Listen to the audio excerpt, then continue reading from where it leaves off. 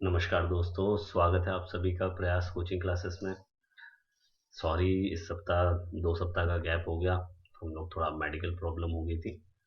अब हम उसी चीज़ को कंटिन्यू करेंगे। हम लोग ज्योग्राफी में थे। अब हम ज्योग्राफी के टॉपिक्स को आगे बढ़ाते हुए, अभी तक आप लोगों ने भारत के परिचय के साथ साथ भारत का भौगोलिक विभाजन भी देखा। भारत के भौगोलिक विभाजन में आपने मुख्य रूप से हिमालय को देखा, प्रायद्वीपीय पठारों को देखा, मध्य उच्च प्रदेशों को देखा। इन सारी चीजों के बाद जो एक महत्वपूर्ण टॉपिक आपका बच जाता वो है आपका समुद्र तटीय मैदान। समुद्र तटीय मैदानों की सबसे विशेष बात है उसका भौगोलिक विभाजन। समुद्र तटीय मैदानों का जो भौगोलिक विभाजन है वही बहुत ज्यादा मायने रखता है। तो आप यहाँ पर देख रहे होंगे कि आखिर सबसे पहले उनका निर्माण कैसे हुआ। तो आप पाएंगे कि समुद्र तटीय मैदानों का जो निर्माण है वो समुद्री लहरों द्वारा, या फिर यूं कहें जो प्रायद्वीपीय जितनी भी नदियां हैं उनके निक्षेपण के फलस्वरूप हुआ है। मुख्य भूमि तट रेखा की अगर बात करें, जो अगला पॉइंट यहाँ आपको दिख रहा है 6100 किलोमीटर लंबाई हुए, तो ये मैंने आपको समझाने के लिए रखा हुआ है कि वो जो आप समुद्र तटीय मैदान जो आप बात करते थे वो पूरी तट रेखा ही वास्तव में समुद्र तटीय मैदान है। फिर हम आगे चलकर इसमें देखते हैं कि इसके मुख्य रूप से दो भाग। सबसे पहला पूर्वी तटीय मैदान, दूसरा आपका पश्चिमी तटीय मैदान है। इसे भी आप मैप पर भी देखेंगे। सबसे पहले हम बात करते हैं पूर्वी तटीय मैदानों की। पूर्वी तटीय मैदान भारत के दक्षिण में बंगाल की खाड़ी से लगा हुआ बहुत ही महत्वपूर्ण भाग है। यह पूरा संपूर्ण उपजाऊ क्षेत्र गंगा के मुहाने से लेकर कन्याकुमारी तक विस्तृत है। कन्याकुमारी एक सेंटर पॉइंट आप मान लें पूर्वी तटीय मैदान और पश्चिमी तटीय मैदान दोनों का। तो अगर इनके विभाजन की बात करें तो इसके तीन भाग प्रमुख हैं: कोरोमंडल तट, गोलकुंडा तट, या फिर उत्कल तट।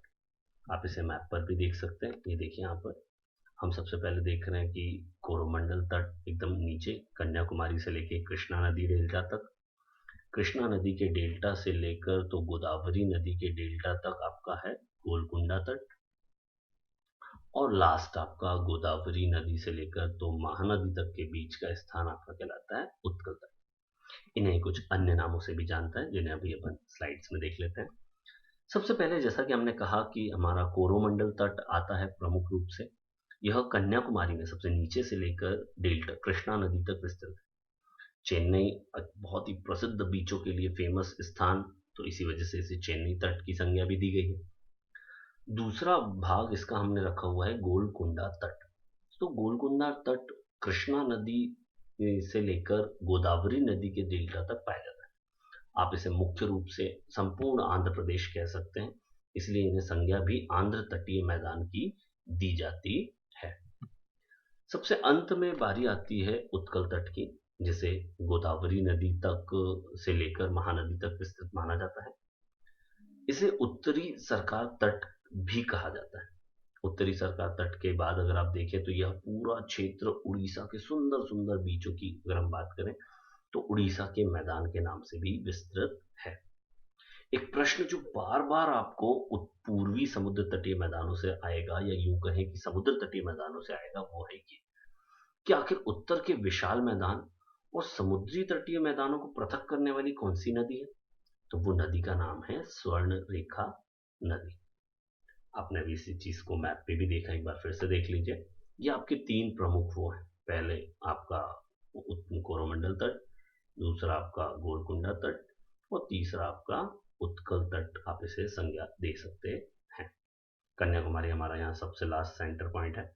आप यहाँ जाएं जरूर घूमने, और यहाँ का सनसेट आप देखेंगे तो बहुत ही फेमस है। अगला हम बात करते हैं पश्चिमी तटीय मैदानों की। पश्चिमी तटीय मैदान भारत के उपजाऊ क्षेत्र के हिसाब से पहाड़ी पठारों में जो आपने संपूर्ण पर्वत श्रृंखलाएं देखी, उसी का पर्याय, उसी से लगे हुए समुद्र से लगे हुए विस्तृत क्षेत्र पश्चिमी तटीय मैदान को आप यहाँ पर देखेंगे। यह आप सूरत से लेकर कन्याकुमारी तक विस्तृत इसे मान सकते हैं। बहुत सारे लोग काठियावाड़ या यूं कहीं गुजरात के मैदानों को पश्चिम तटीय मैदानों में काउंट नहीं करते हैं, लेकिन हम इसे यहाँ पे काउंट करेंगे। ये चार महत्वपूर्ण भागों में बटा होता है। सबसे पहला काठियावाड़ का मैदान या यूं कहें गुजरात वाला हिस्सा, दूसरा हमारा कोंकण तट, तीसरा हमारा केंद्रा तट, और चौथा हमारा अंतिम मालाबार तट। तो चलिए हम क्रमशः ऊपर से नीचे की तरफ चलते हैं। आप यहाँ पर अपन देखेंगे कच्छ के रण से लेके दमन और दीव तक का जो हिस्सा है वो हमारा कहलाता है काठियावाड़ का मैदान। फिर कोंकण तट की अगर हम बात करें तो वो है दमन और दीव से लेकर गोवा तक विस्तृत एक छोटा सा इलाका। कोंकण तट को ही काउंट करते हुए अगर हम आगे बढ़े तो गोवा से लेकर न्यू मंगलोर तक के बीच का हिस्सा केंद्रा तट के नाम से भी जाना जाता है। न्यू मंगलोर या यूं कहें मंगलोर से लेकर कन्याकुमारी तक के बीच का सबसे महत्वपूर्ण भाग आपका मालाबार तट कहलाता है। ये बहुत ही इंपॉर्टेंट आप यहाँ पर इन चीजों को देख रहे हैं। इन्हीं को हमने टेक्स्ट के रूप में यहाँ पर आपके सामने संज्ञा दी हुई है कि काठियावाड़ के मैदान हमारे पहले कच्छ के रण से लेकर तो दमन और दीव तक है। कोंकण तट हमारा दमन और दीव से लेकर गोवा तक। केंद्र तट या यूं कहें कन्नड़ तट हमारा गोवा से लेके न्यू मंगलोर तक है। न्यू मंगलोर ऑब्वियसली बात है कर्नाटक में है। और हमारा लास्ट मालाबार तट न्यू मंगलोर से लेके कन्याकुमारी तक विस्तृत है। तो ये आपके समुद्र तटीय मैदान हैं जिन्हें आपको याद करना है। इनके विभाजन बहुत ही इंपॉर्टेंट है। मालाबार और कोरोमंडल तट बहुत ही विशेष है, हमेशा परीक्षाओं में आते रहते हैं। तो प्लीज तैयार करें। All the best.